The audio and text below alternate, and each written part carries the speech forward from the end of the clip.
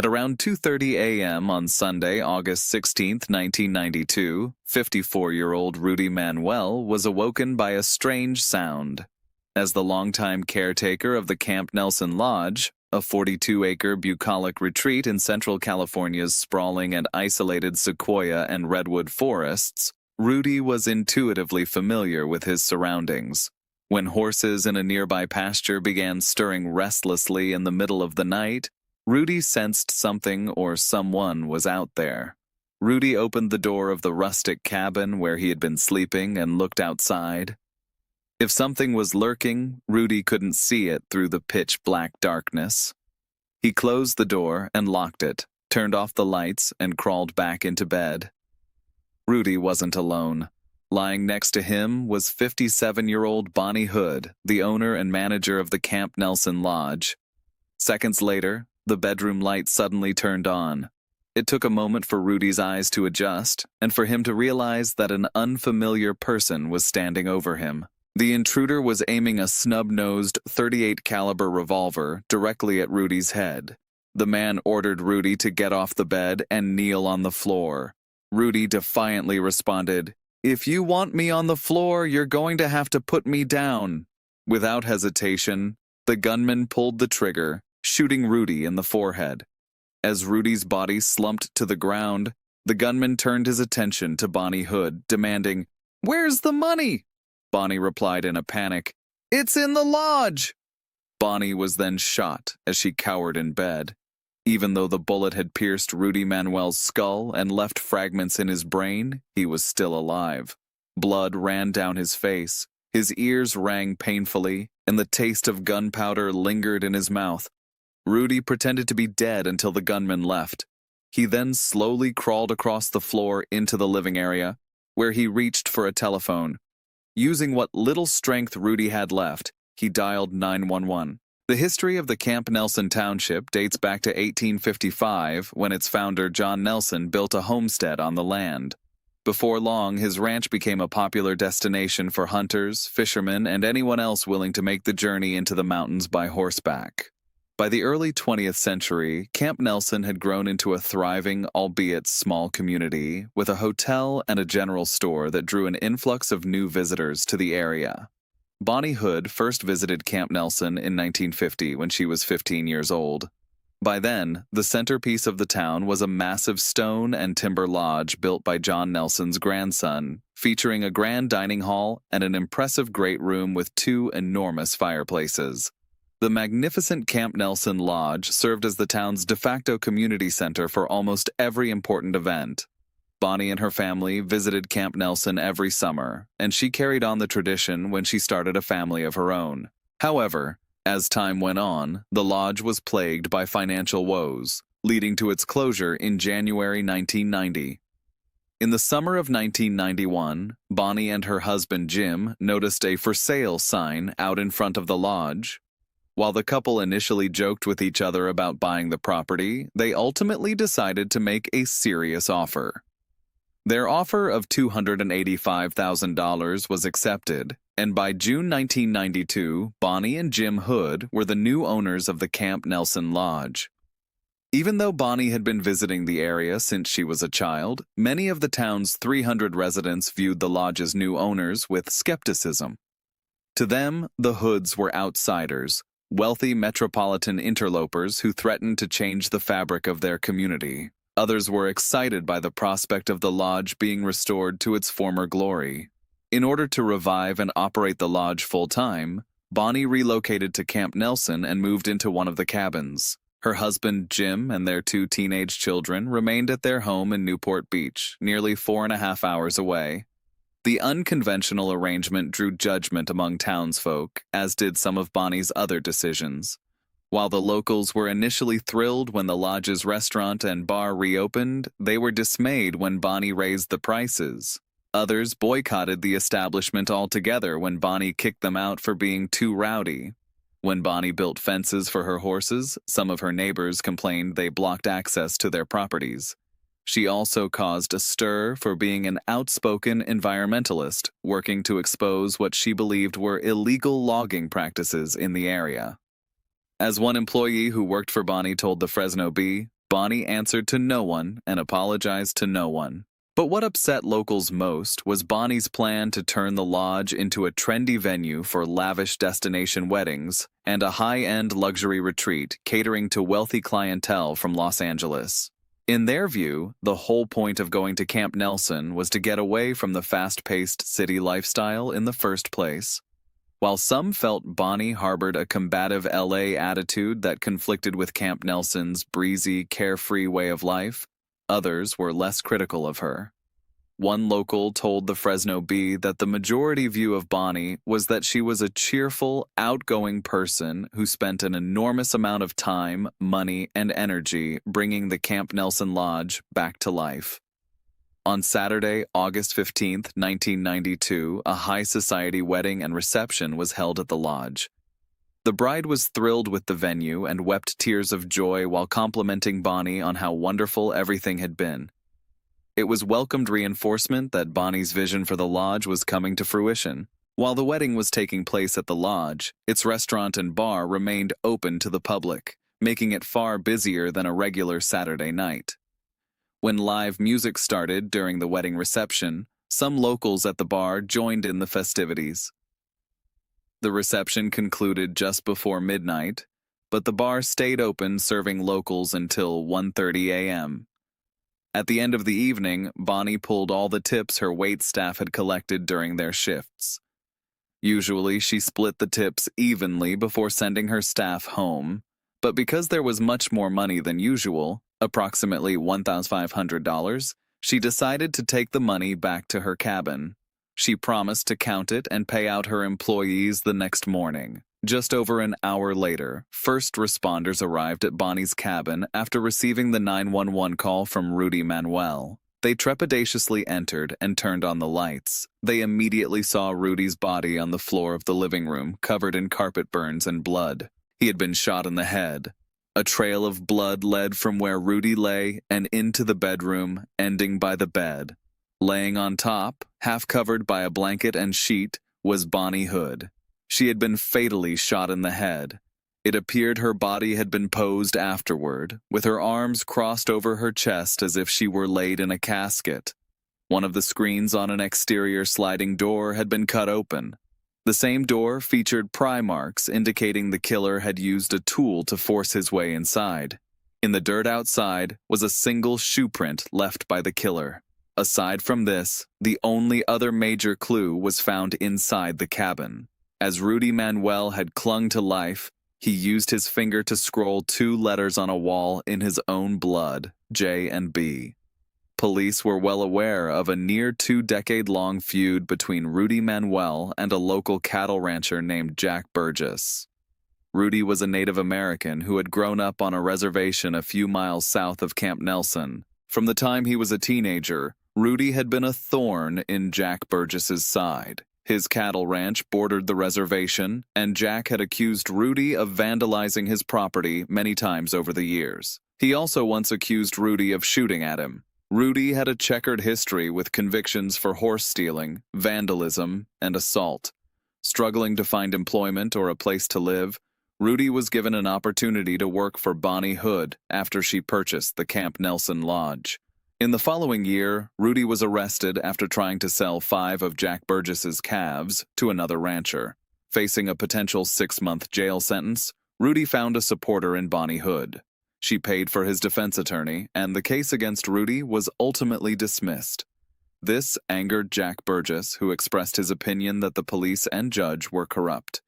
Things only escalated when Rudy smashed the windshield of Jack's truck with a baseball bat.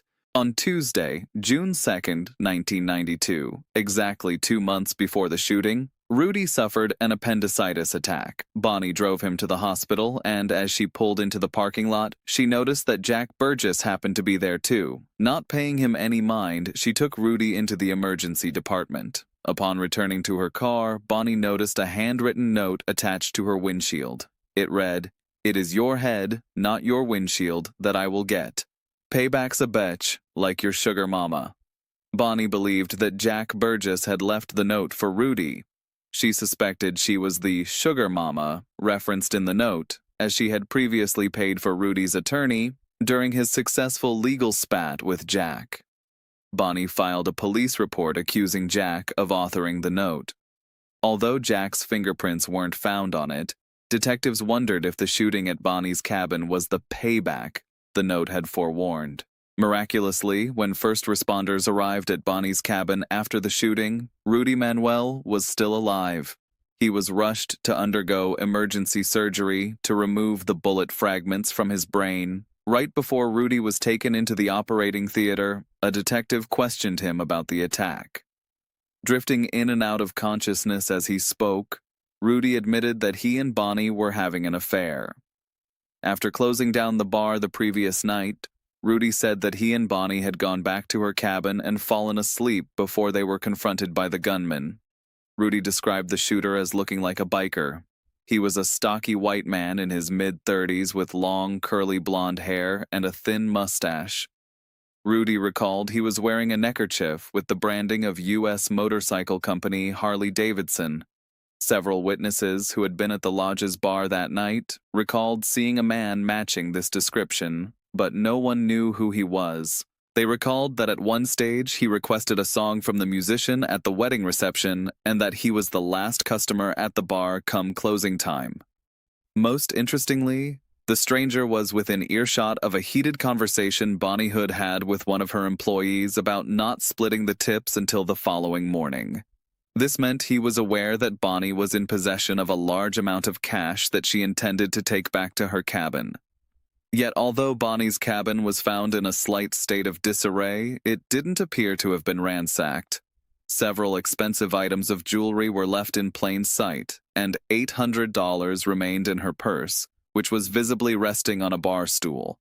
Rudy Manuel claimed that the killer had demanded money, but nothing in Bonnie's cabin appeared to be missing. Prior to his surgery, Rudy expressed his own theory. He suspected that the killer was a professional hitman who had most likely been hired by his longtime rival, Jack Burgess. When Jack heard about the shooting, he immediately went to speak with police, as he knew he would be considered a suspect due to his volatile history with Rudy. Wanting to set the record straight as soon as possible, Jack denied any involvement in the crime and expressed his willingness to cooperate fully with the investigation. Although Jack provided a solid alibi for the night of the shooting, it was possible that he had hired someone else to carry out the attack, as Rudy Manuel had theorized. Rudy's sister, Christina, worked part-time at the lodge. She recalled seeing the mysterious stranger at the bar the night of the shooting. Curiously, she had seen him the weekend before as well. She believed he had arrived at Camp Nelson to carry out construction work, specifically to put a new roof on one of the homes in town. As there were few residences in Camp Nelson and only one had a brand new roof, investigators immediately knew where to start this new line of inquiry. The home belonged to a local attorney who told police that he had hired two brothers to do the job. Their names were Mark and Matthew Stewart, and they were from the California city of Fresno. Police tracked the Stewart brothers down and were discouraged to find that neither of the men matched the description of Bonnie Hood's killer. As this lead seemingly reached a dead end, investigators were surprised when a man arrived at the Stewart brothers' home. He was a near-perfect match for the description of Bonnie Hood and Rudy Manuel's shooter. He introduced himself as Rick L.R. and asserted that he had never been to Camp Nelson. Meanwhile, Rudy Manuel had undergone life-saving surgery, and after 19 days recovering, he was able to hold a conversation again. However, his brain was swollen, and he was delirious and heavily sedated. While Rudy couldn't offer investigators much at this time, he was shown a photo lineup that included an image of Rick L.R. Rudy pointed to Rick's photo and identified him as the man who had shot him and Bonnie.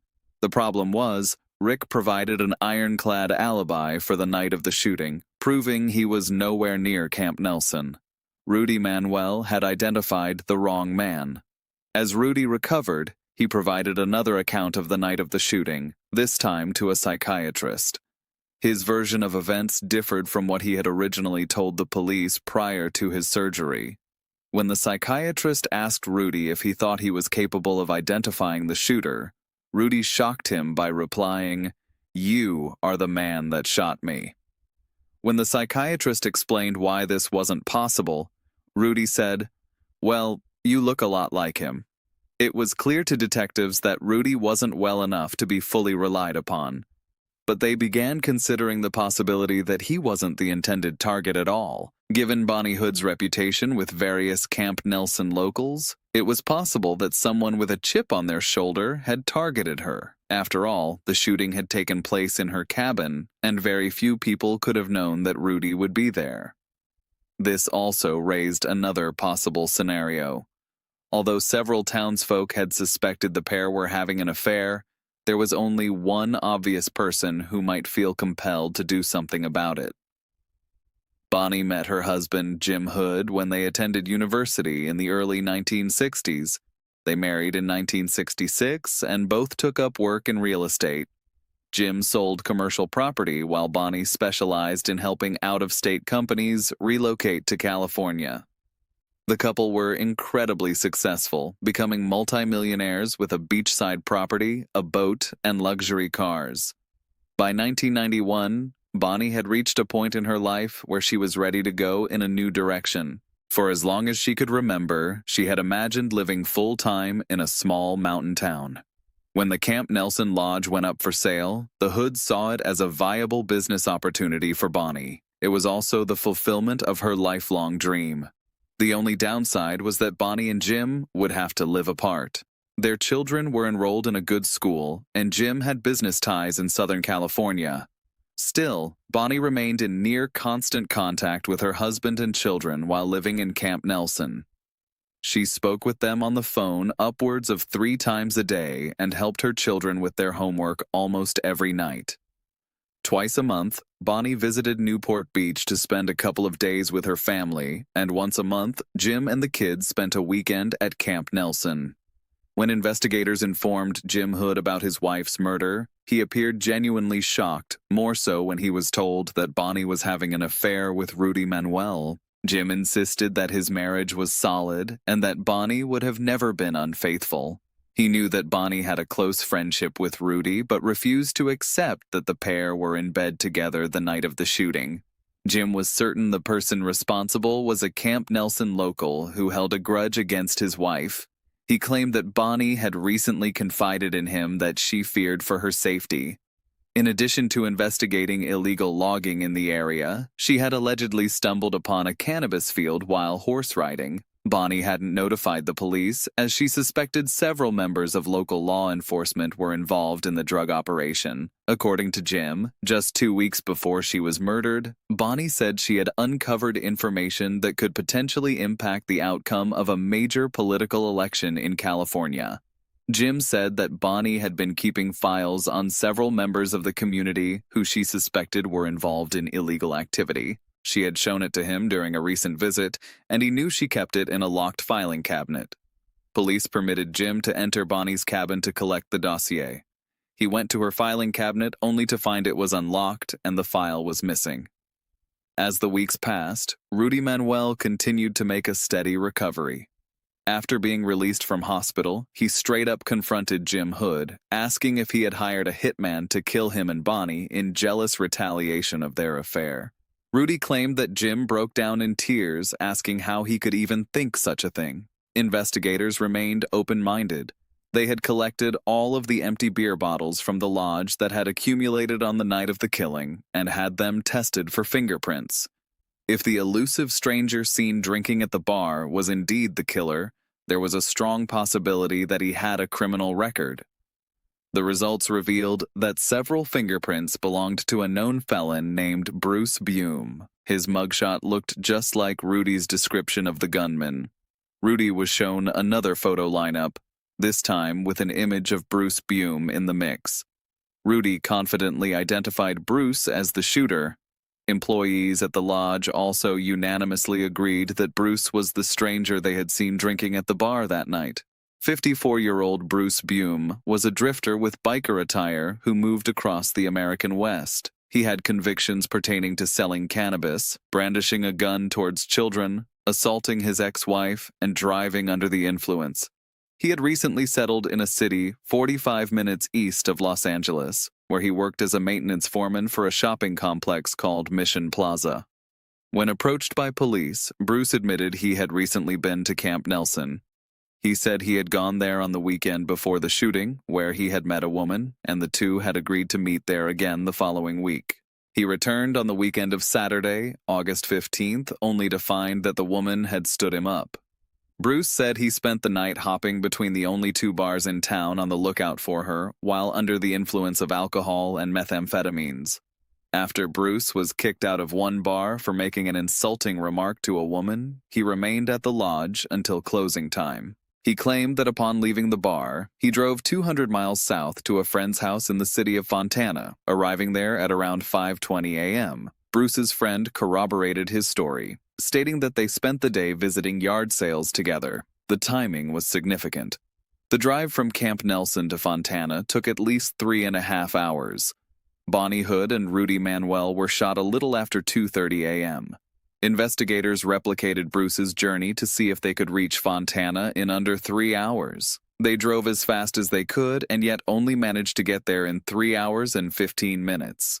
Either Bruce's alibi was wrong or he was not the killer. There was something else. When speaking with investigators, Bruce Beum divulged a significant piece of information. He was surprised that it had taken them so long to come and speak with him in relation to the crime. After all, it was his employer who had given him the idea to go to Camp Nelson in the first place, Jim Hood. Jim Hood co-owned the Mission Plaza shopping complex where Bruce Beum worked. Bruce claimed that Jim always talked to his employees about Camp Nelson, encouraging them to go up there and have a good time at the lodge. With this revelation forming an unexpected connection between their prime suspect and Bonnie Hood's husband, police searched Bruce's home. They uncovered a pair of tennis shoes that were the same brand and size as the shoe prints found outside Bonnie's cabin on the night of the shooting. Bruce Beum was arrested and charged with murder, attempted robbery, burglary, and assault with a deadly weapon. Investigators sensed they had only uncovered part of a larger narrative. With a prosecutor announcing at a pre-trial hearing, "There is a very, very good possibility there is a criminal conspiracy. There may be other suspects." The other suspect pertained to an individual already known to investigators. When Jim Hood was informed of Bruce Beum's arrest, he appeared shocked. He claimed that he didn't think Bruce had ever met Bonnie or was the type of person to do such a thing. Despite this, it remained possible that Jim Hood had hired Bruce Beum to murder his wife. Despite Jim denying any knowledge of his wife's affair with Rudy Manuel, the situation was a timeless motive for murder. Evidence failed to clarify the matter. While Bonnie had a $250,000 life insurance policy, ballistics on guns Jim Hood owned confirmed none of them had been used in the crime. There were no paper trails indicating that Bruce Beum had recently received any large sums of money either. If the truth was held by either man, they weren't talking. Despite facing a potential death sentence, Bruce Beum refused to implicate Jim Hood and continued to deny having anything to do with the crime. Investigators harbored their own doubts. After all, if Bruce had been hired to kill Bonnie, why would he visit Camp Nelson over 2 consecutive weekends, attend the local bars, and interact with the various witnesses? Without any evidence emerging to the contrary, Jim Hood was officially ruled out as a suspect. Bruce Beum went to trial in February 1994, 18 months after Bonnie Hood was killed. By this point, investigators had settled on the theory that the crime was financially motivated. After Bruce had overheard Bonnie talk about the large amount of tips collected from the bar, and given that Bruce knew Bonnie was married to Jim, he most likely assumed she would be alone in her cabin that night, thus an easy target to rob. Heavily intoxicated, Bruce headed to Bonnie's cabin only to discover another man was present. Bruce's plan quickly unraveled from there. He shot Bonnie and Rudy Manuel before fleeing the scene in a panic. The prosecution expressed doubts about the 5:20 a.m. alibi Bruce had given police, saying that it was unreliable.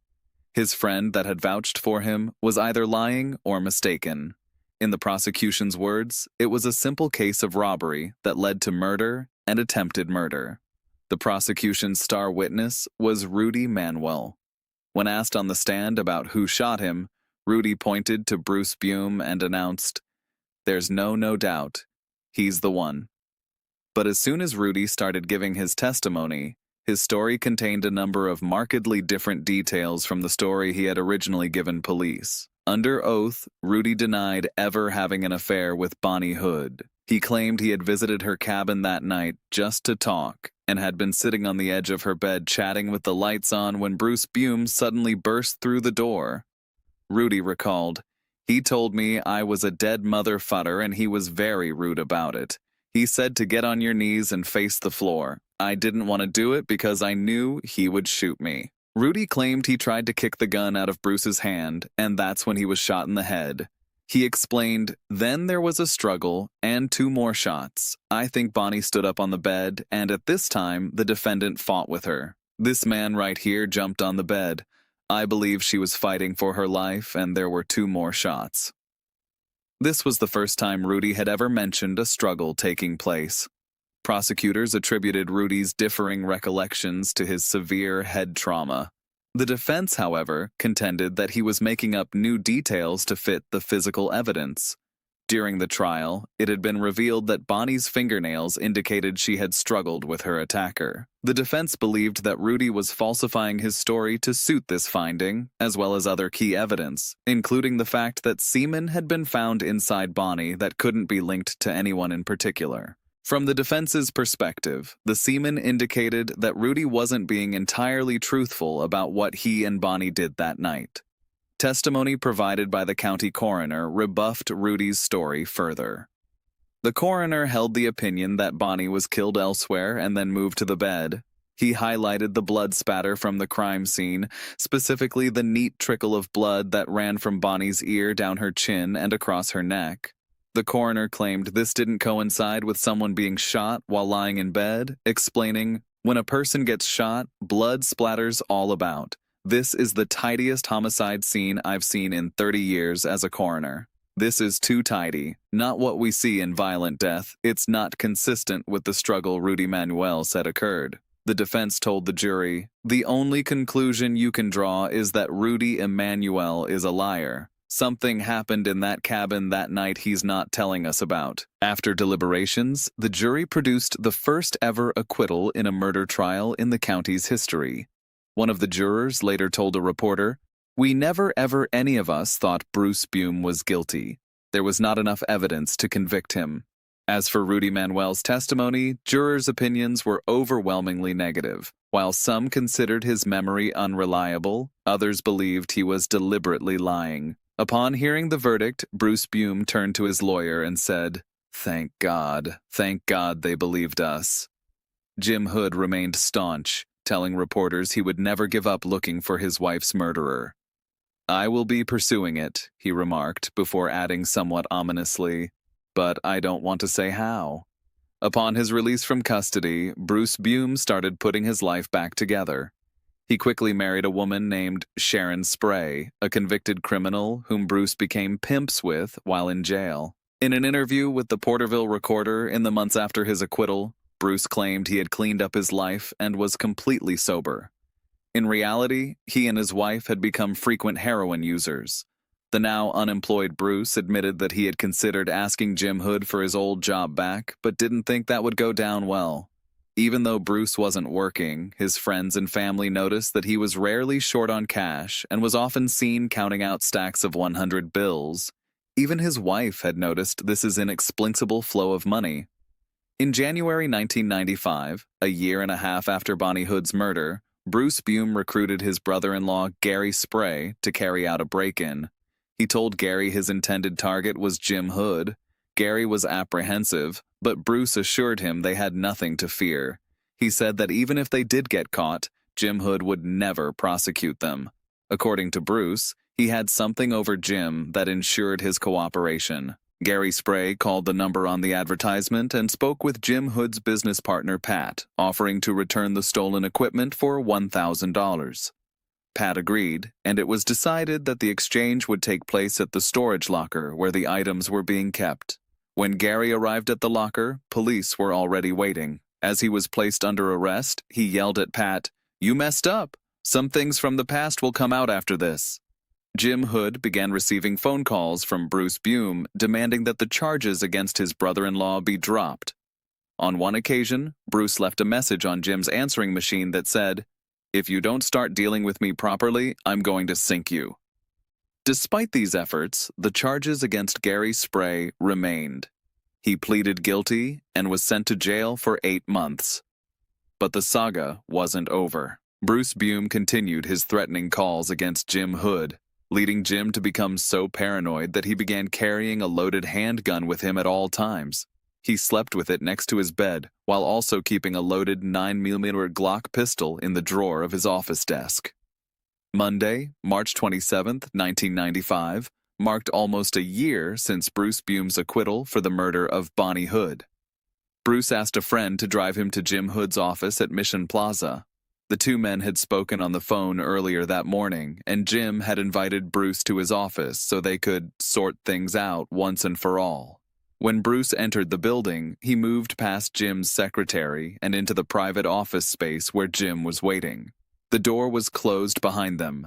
Minutes later, 2 gunshots rang out from the office in quick succession, followed by a brief pause, then 5 more shots. Police arrived at Mission Plaza to find Bruce Beum dead on the floor of Jim Hood's office. He had been shot 7 times. His right hand was clutching an unregistered blue steel .357 Magnum revolver. Jim Hood was immediately taken in for questioning, and over the next 11 hours, he explained the deadly confrontation in detail. He said that over the past several weeks, Bruce had been making increasingly threatening phone calls to him. Jim began actively avoiding Bruce's calls, but that morning, Bruce called the office, threatening to bury him. Fed up, Jim finally agreed to meet him in person to sort their conflict diplomatically. He believed the conversation would be about the theft of the construction equipment and the recent incarceration of Bruce's brother-in-law, Gary Spray. Jim suspected trouble the moment Bruce entered his office. As Jim sat behind his desk, he noticed that Bruce's hands were shaking, particularly the left one. His eyes were also bulging, as if he were about to lash out. Bruce suddenly reached behind his back and pulled out a revolver. But before Bruce could fire a shot, Jim reached into his desk drawer, drew his own pistol, and started shooting. The first 2 shots struck Bruce in the chest, and he immediately fell to the floor. Jim stood up and walked over to him. He noticed that Bruce's head and the arm holding the gun were moving suspiciously. He proceeded to shoot Bruce several more times to ensure he was dead. If Jim's word was true, the situation was clearly self-defense. But investigators could tell from the get-go that not everything was as it seemed. Firstly, the friend who dropped Bruce Beum at Mission Plaza said it didn't appear that Bruce had been armed with a gun. Bruce had told his friend that he suspected Jim had set a trap for him and he expected to be arrested when he arrived at Jim's office. He was carrying a knife, which he left in the car because he didn't want to be armed when the confrontation occurred. As far as Bruce's friend was concerned, Bruce exited the car with nothing more than the clothes on his back. While Jim Hood asserted that Bruce had been noticeably on edge and irritated when he arrived at the office, Jim's secretary described Bruce's demeanor as perfectly happy, even jovial. The crime scene itself also didn't align with Jim Hood's story. Firstly, the lead investigator's attention was immediately drawn to the way Bruce Beum was still grasping his firearm. In all his years as a homicide detective, the investigator had never seen a murder victim still holding onto their gun after being shot and falling to the ground, especially on a concrete floor. Curiously, the revolver was in Bruce's right hand, yet Bruce was left-handed.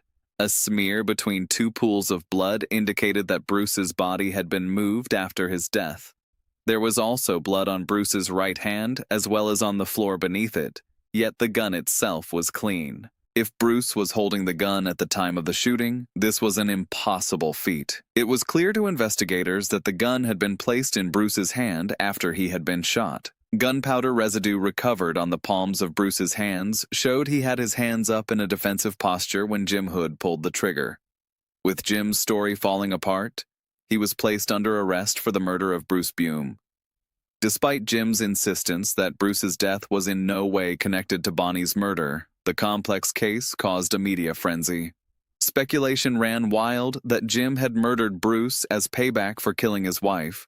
Shooting survivor Rudy Manuel maintained that Bruce Beum was the man responsible for attacking him and Bonnie. Speaking with the Porterville Recorder, Rudy said, "Bruce Beum died the same way as Bonnie, cold-heartedly and point-blank. Our family can finally relax and not be fearful of strange cars in the driveway." But investigators weren't so sure that Bruce's murder was motivated by revenge. They had previously considered the possibility that Jim Hood had hired Bruce to kill Bonnie, and Jim had only been cleared due to a lack of evidence at the time. Police had opted to pursue Bruce first, thinking his would be an easier conviction to secure. They had been convinced that Bruce would be found guilty and would then confess to Jim's involvement in exchange for a more lenient sentence. One officer admitted, "We were biting at the bit to find Bruce Beum guilty so we could get on with the case, and we were prepared to do that." However, when Bruce was unexpectedly acquitted, it destroyed the possibility of Jim Hood facing any charges. If he was indeed involved, then all those responsible for Bonnie Hood's death had seemingly gotten away with murder. 2 days after Bruce Beum's death, his widow Sharon Spray told investigators that in the months after Bruce was acquitted for Bonnie's murder, she found an envelope hidden underneath the headboard of her bed. It contained $5,000 in cash. Sharon confronted Bruce, who said the money was linked to Bonnie's murder. Sharon had always believed in Bruce's innocence and was therefore stunned when she asked Bruce if he had killed Bonnie, and he said yes. According to Sharon, Bruce claimed that Jim Hood had paid him $10,000 to murder Bonnie. Following his acquittal, Bruce faced mortgage stress and was in the throes of a heroin addiction. By 1995, he had blown through the bulk of Jim's money but realized he was in a unique position because of double jeopardy laws. He could never be tried for Bonnie's murder again, even if he confessed. He even sought the advice of a paralegal who confirmed this to be the case. Emboldened by this knowledge and motivated to profit from his story, Bruce consulted a freelance author about writing a tell-all book about what really happened in Camp Nelson. He knew that such a revelation would not only ruin Jim Hood's business and reputation, but likely result in Jim being arrested for Bonnie's murder. Bruce used this as leverage to squeeze more money out of Jim.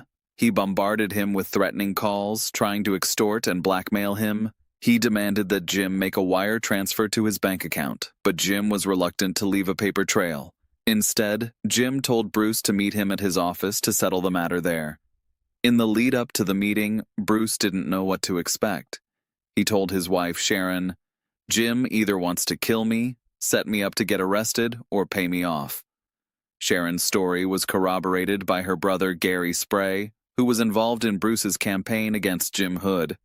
Gary added that Jim had initially agreed to pay. Bruce had already received was the first of what was supposed to be a series of installments paid out by Jim every 3 months. It was when Jim failed to pay Bruce as promised that Bruce and Gary hatched their plan to steal the construction equipment from him. Investigators knew Sharon and Gary Spray's testimonies amounted to little more than hearsay and might not even be admissible in court, given their criminal history and drug use. A jury would also be less inclined to consider them credible witnesses. Instead, they worked to uncover more evidence of their claims, starting with a solid motive. The obvious one was Bonnie's alleged affair with Rudy Manuel. Residents of Camp Nelson referred to the relationship as the worst-kept secret in town. But investigators could only find one witness who claimed to have actually seen the pair acting intimately. A bartender from the lodge said he had seen Bonnie and Rudy kiss on one occasion. Hardly enough evidence to prove a long-standing sexual affair. While Rudy had initially admitted to the affair, he had changed his story at Bruce's trial and denied it ever happened. If he changed his story again, it would mean admitting that he had committed perjury in a murder trial. Although the truth about the affair remained up for debate, there was evidence that Jim and Bonnie's marriage was on the rocks. Several people close to Bonnie claimed that she had talked openly about divorcing Jim in the days prior to her murder. According to Bonnie's bookkeeper, Bonnie had scheduled an appointment with a divorce attorney on Monday, August 17th, the day after she was killed. Financial gain was another potential motive. Jim had always maintained that the lodge was breaking even financially, but a review of his tax records showed that the business had lost $50,000 between 1992 and 1994. Jim was also found to have been deliberately overstating the value of his various real estate holdings. Although he claimed to be a multimillionaire, in reality, he was in a precarious financial position. Not long after purchasing the lodge, Bonnie Hood had received a $300,000 inheritance. The money would have gone a long way in covering the lodge's expenses, but Bonnie refused to put her own money into the business. Rumors had it that this became a major source of contention between the Hoods. $1 million from a separate mortgage insurance policy that he had taken out on the lodge, bringing his entire windfall from Bonnie's death to nearly $1.3 million. With all of this information coming to light, investigators were certain of their long-standing theory that Jim Hood had hired a hitman to kill his wife. Further digging revealed that Bruce Beum had previously proven himself willing and able to do Jim's dirty work. In 1993, Jim had apparently paid Bruce $5,000 to illegally cut down 100 trees to give passing motorists a better view of a Mission Plaza billboard. The hitman theory formed the basis of the prosecution's case against Jim Hood when he went to trial in October 1997. Although Jim maintained that he had killed Bruce Beum in self-defense, the prosecution argued that he had murdered Bruce to bring an end to his extortion efforts. The problem was, investigators hadn't been able to find tangible proof that Bruce had received any money from Jim Hood aside from his old paychecks from work. The defense accused Sharon and Gary Spray of making their story up so they could file a lawsuit against Jim for Bruce's wrongful death. Although Sharon denied this accusation on the stand, it was revealed that she had already consulted with 3 separate lawyers about filing such a lawsuit. Jim Hood took the stand in his own defense. He claimed not to know whether Bruce was involved in Bonnie's murder and asserted that any bad blood between the 2 men stemmed from the theft of his construction equipment and the subsequent prosecution of Gary Spray. Jim maintained that he had invited Bruce to his office to settle their differences peacefully and only gunned Bruce down when Bruce went to shoot him first. It took the jury 4 days to announce that they had reached a verdict, only to change their mind the following morning and continue deliberations. In the end, they were at an impasse. 10 jurors had settled on guilty verdicts, 1 believed Jim wasn't guilty, and the remaining juror was undecided.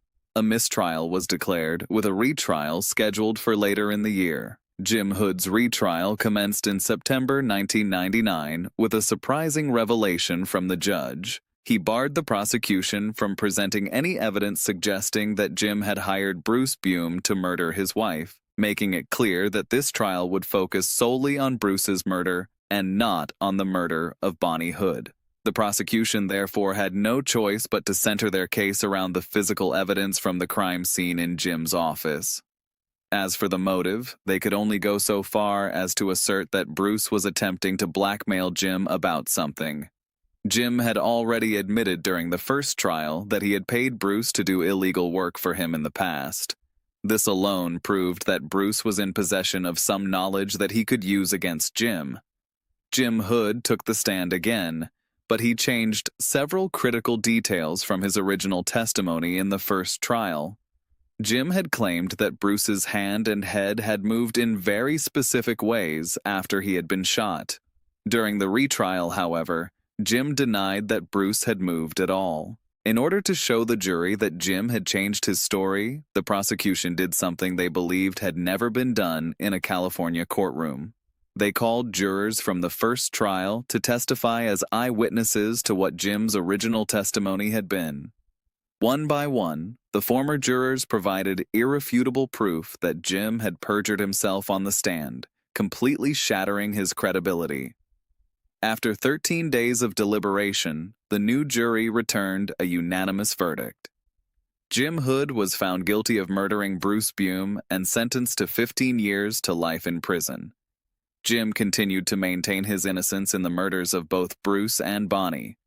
His 2 children stood by him, believing he was wrongfully convicted and falsely accused for both crimes. In 2014, Jim's ongoing claims of innocence cost him the opportunity to be released from prison early due to good behavior. He was considered a model inmate, having taken courses in stress management and conflict resolution. According to prison officials, Jim never once violated a single prison rule. However, in the words of the state governor, until Jim Hood shows that he has genuinely explored and can give a credible account of the circumstance that led to his killing of Bruce Beum, I cannot be persuaded that he would not commit future acts of violence if released from prison.